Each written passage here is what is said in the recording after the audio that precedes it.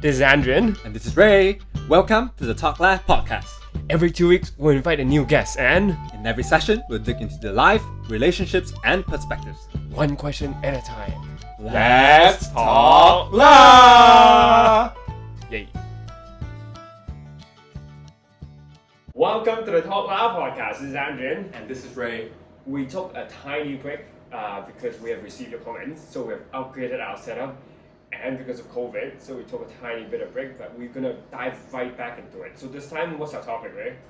I think today we will touch upon personal finance because we feel like this is a topic that is very relevant, especially for young adults that have just embarked into their careers. Because we can relate, right? Like instead of just, traditionally people will always just take a portion of their paid income or their earned income and save it, and that's pretty much personal finance to most people. Yeah. So basically, hopefully today's episode we can really deep dive, or at least give some awareness on what personal finance is and how to actually start going about and planning about what you actually want to achieve in your life and how personal finance can actually help. So what actually is personal finance, right? So we actually have a textbook definition up here. So actually personal finance is a term that actually covers the concepts of managing your money, saving and investing. Yeah, it's pretty much it, right? Yeah. Everything relates to money, basically, right? Yeah. But I think hopefully we can set the context on why, some people think about, okay, money is such a boring topic, but why, Andrew and myself decided to actually cover personal finance. It's because different people have different definitions. Obviously, we gave you a textbook definition of personal finance, but from my standpoint, or at least we relate with each other, sometimes personal finance is more about having that financial freedom, right? You want to achieve early retirement, right? Or it could be family planning kind of purposes. But I think, in essence, personal finance will actually help you have more control in your life and also have you some sense of security. I think that's very important because for us, we not only we want to reach financial freedom, maybe we want to plan for early retirement, maybe we want to plan for our family. So there are a lot of content that we want to put into personal finance. And I think especially during COVID, some people are being unemployed or our friends may be switching between jobs.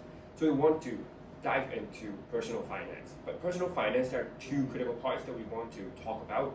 The first part is about saving, because your saving is your bread and butter, right? You need to, after you have your salary, you need to split a part into savings. Then we'll dive into our second episode, which is talking about investing, because if you don't have a saved amount, you cannot go into investing. So we're gonna separate into two episodes. And the first episode, we're gonna dive more and talk more about how we can save money. Right? So what we're going to talk about, how we can save money. Yeah, so this episode will focus more about actually giving a framework in your life. It could be very simple tips for you to embark on your journey on how to actually build that initial pot of capital. And with that capital, how you can further invest and make that money work for you passively. But that's more in the second episode. So episode today is more about how can actually save more money. And to be honest, this is Andrian's cup of tea. Like from my side, like I think I'm good at saving, but definitely nowhere as close to where Andrian is. In a way, he's saying that I'm stingy. No, I mean minimalist, right? That's good, right? Sure. But I mean, recently Andrian is really not a minimalist with all the staycations, etc. But that really aligns to what you want to do, right? So I think there's a lot of different ways that you can go about with how to achieve a life that you want, and how personal finance can actually help get you that. Yeah, and I think even though there are staycations or whatever, or it's like buying some new stuff, you still need to save amount. You need to invest a bit. Then you can reap the reward to reach that financial control that we were talking about. So we're not just telling you to save everything, every dime, but it's to find a balance, to strike a balance. So how we can actually save money, right? What was our first tip or Yeah. We've listed a couple of tips that we've actually thought about it. So the first one is actually budgeting. Yeah, so actually coming up with a budget and really understanding from a month-to-month perspective, how much are you actually spending? Yeah, and instead, that you should think about it as like, okay, instead of thinking, oh, how much money you can save, you will need to think about, okay, what exactly is your expense, your living expenses? Yes. Because with that, then you can do a lot of reverse engineering Yeah. on how much you can foresee you will spend, Yeah. and then allocate how much money to actually save Yeah. and do other things Yeah. to help you make more money. But how do we actually do that? How do you visualize it? Everyone can talk about it like they're an expert, but how do you actually do that? Actually, I was telling Ray that I have an app. We're not promoting the app, but there is an app that you can try it on your own. But the app that I use is called Wallet app. That I can actually record how much I spend on that day for different occasions, and afterwards it can have a split on how much that I spend in each category. And for this month, the most I'm spending is family support. I'm like paying it to my parents, and the second was restaurant and fast food, around 2K, in the 19th of June. So this basically how I do it on a day-to-day basis. Mhm. But there's also another way that you can do it, which is in Excel, right? Yeah, for me, I've actually tried apps.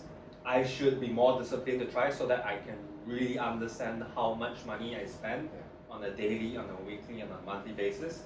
Yeah, but I think I just found like that's a very big resistance. It requires a lot of discipline. Yeah. So I think for starters out there, what I've done is actually it's very powerful. You really need to visualize how much and actually calculate how much you actually spend on a monthly basis. What I did was basically taking an average expense of the day. I have a breakdown on how much I'll spend in food, transportation, on weekends, how much I'll spend. So all these are assumptions, and then basically I extrapolate that number to a monthly amount. And basically it has a breakdown. It's like similar to Andrew. That instead of a daily and then he has a final breakdown. For me, it's like, I also do the same thing on Excel. Basically for rent, for food, for all the major expenses. Entertainment I also included, and then I actually have a list, and then I really understand that, oh wow, not that cheap to live in Hong Kong. Actually, not that cheap to live alone.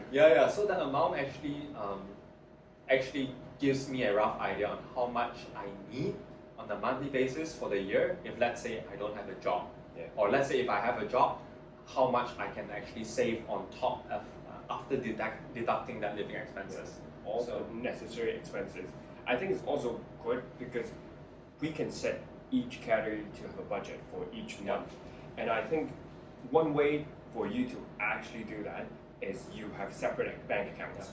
If you have like more than one bank account, you can always transfer a set amount that you want to save each month to a separate bank account for you to just leave it there and not do anything for that month. You can just keep it as safekeeping.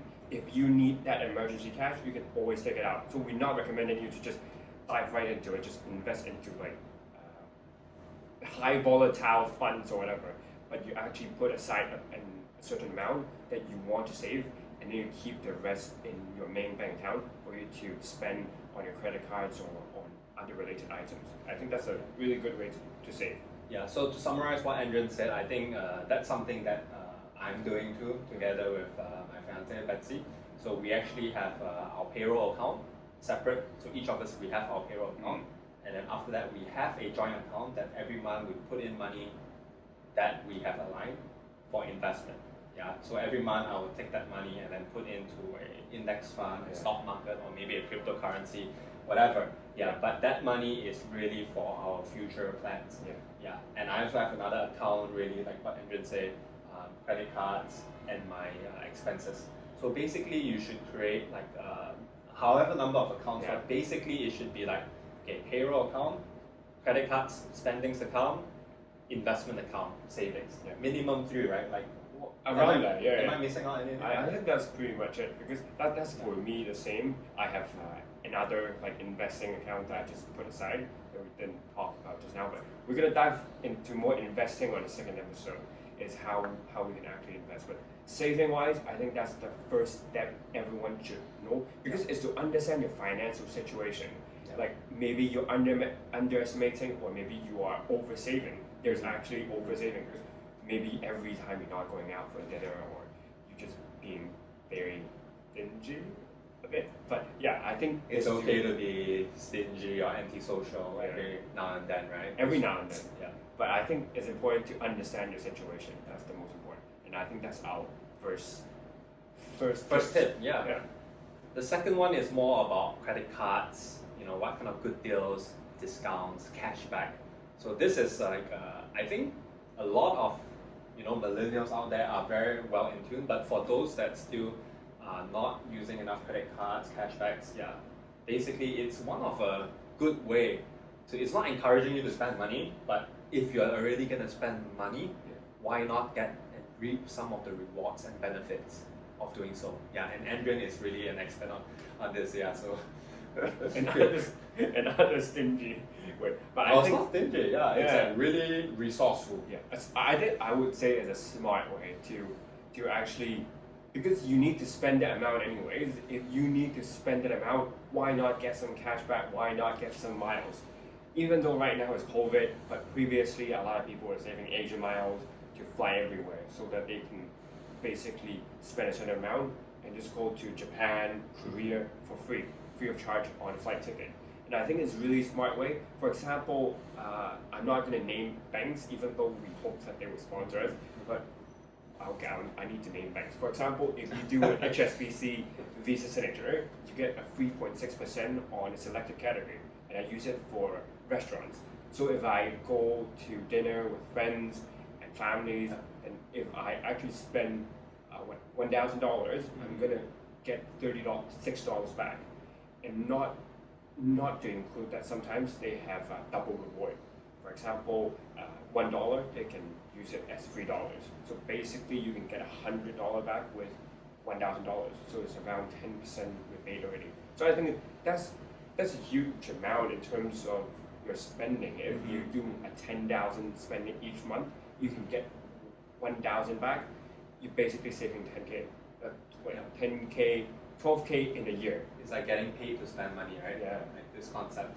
So I mean, I just want to pick your brains a bit on, because like for starters out there, let's say they don't have a credit card, or they're thinking to, okay, this is one tip that I think I can follow. What's your advice on which credit cards out there, or what kind of cashback? Is it cashback or miles? Yeah, what would be good for people that are interested to take on this credit card role? I think is to understand your need, because in the early stage we kept on saying that you need to understand your financial need. Because if you are actually a kind of person who would go out and eat a lot, likes a lot of good food, there are certain credit cards that are more focused on F&B. But I think for me in personal, especially in COVID times, is to get cash back, because sometimes they offer even up to 5% of cash back on selected categories. So every 100 you're getting $5 back. Every 1,000 you're getting 50 back. But if you're getting 50 back in a year, it's going to accumulate. That's how you actually save a bit more. So I think because miles right now, you have a miles card too. But if you're saving miles, you cannot fly at the moment, right? So I think it's wise, but it depends on your need. So I hope that answered your question. Yeah, I think, but I mean, from my standpoint, I think like if you want to keep things simple, you don't want to own so many credit cards, just get a card with a decent cashback percentage rate. And I don't think you're missing out too much.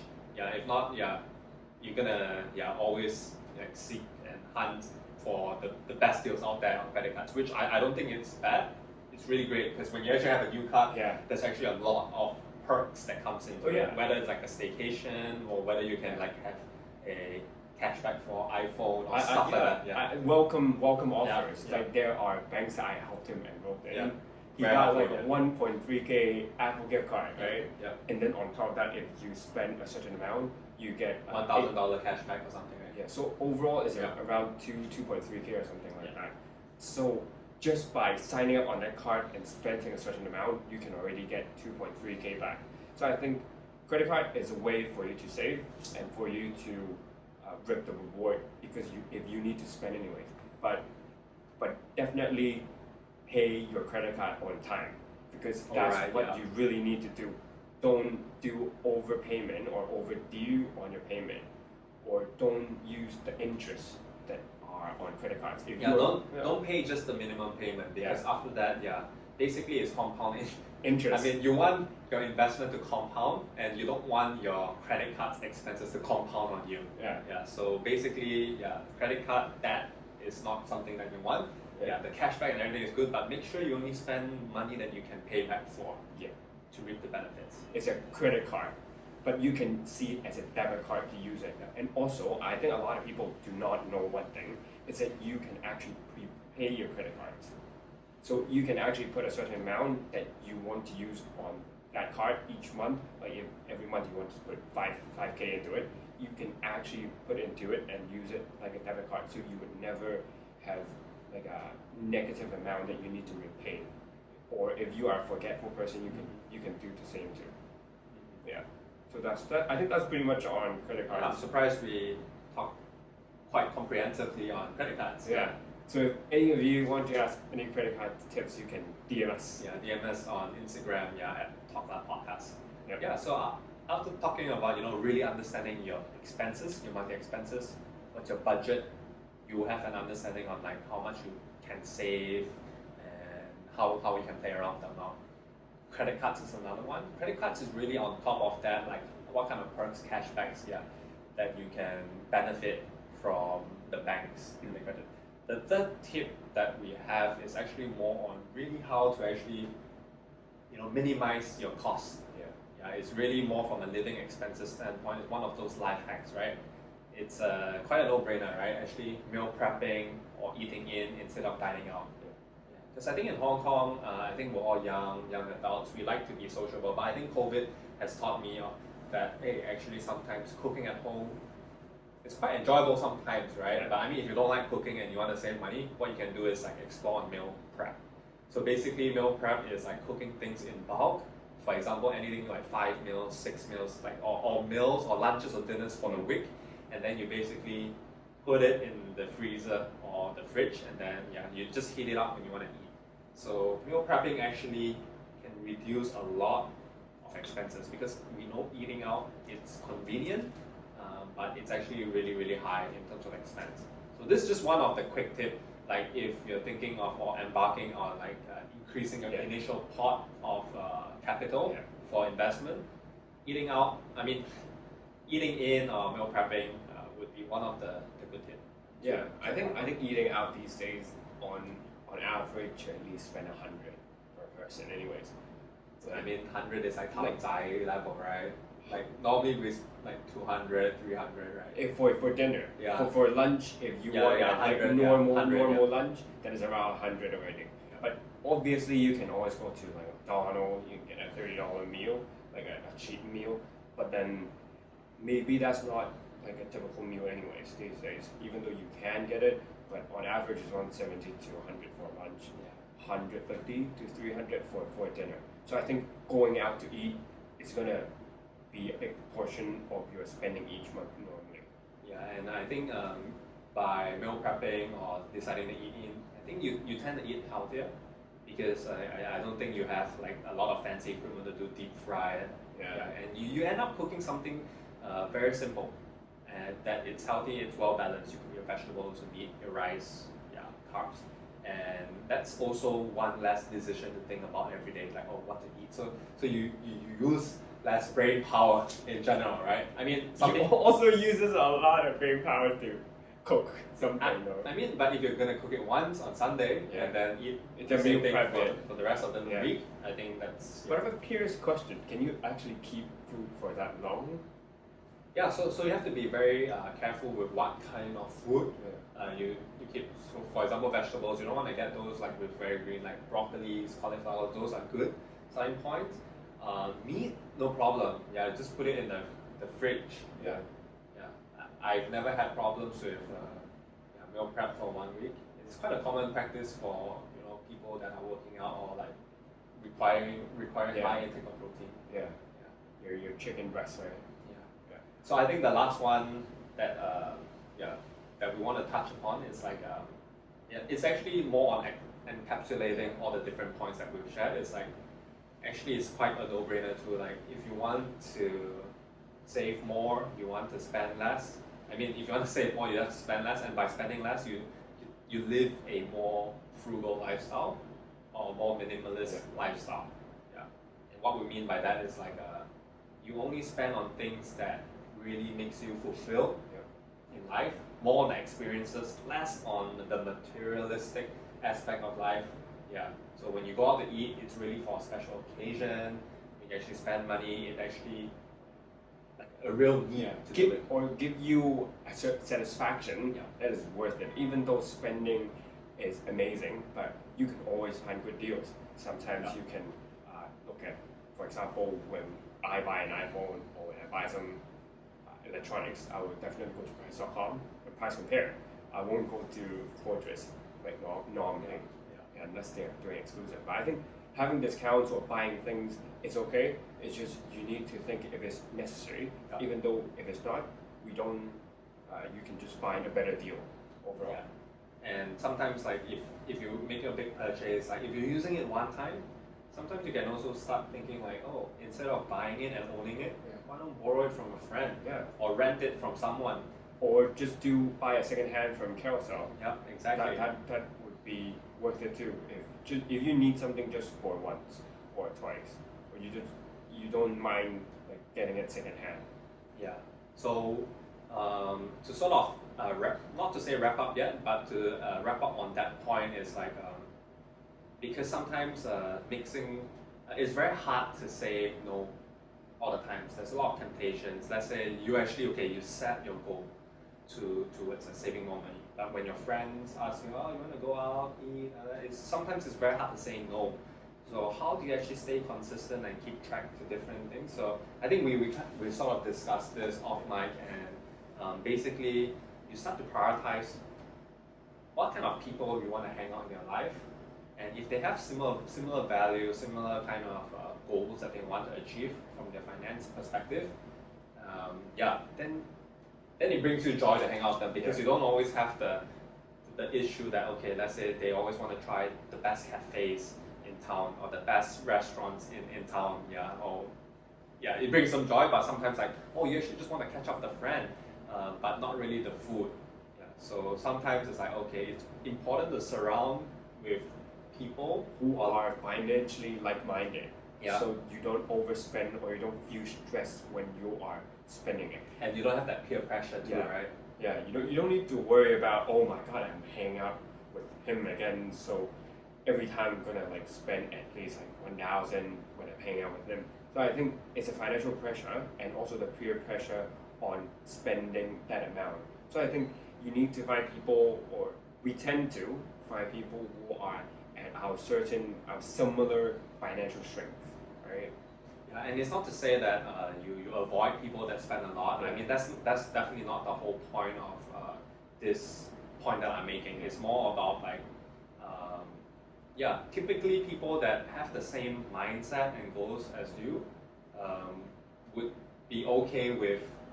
They understand, okay, you actually have a goal, and they also will align with it, and then that's how you guys connect at a deeper level and be more fulfilled. So that's basically our first episode on how you can save. So we're gonna talk more about how you can actually invest, and just now maybe you already saved 10K in a year. So how you can utilize that 10K and put it into it more to make it to be more worth than to 10K, then we're going to talk about it. Basically compounding it, how to make your money, your saving, work for you when you're not doing anything. So hopefully we can give you more insights on that second episode. So that will be our first wrap. So follow us on Instagram. We are on YouTube. We are also on various platforms. So listen to us on Spotify for the podcast and Apple Podcasts. And if you found this episode helpful, do share it with your friends, your juniors, your peers, your colleagues, whoever that you think is helpful. It will definitely help our podcast grow to next level. Or if you have any comments, feel free to DM us. We will look at all your comments. Thank you very much. And this is the Talk Lab Podcast. See you guys. Bye. Bye bye.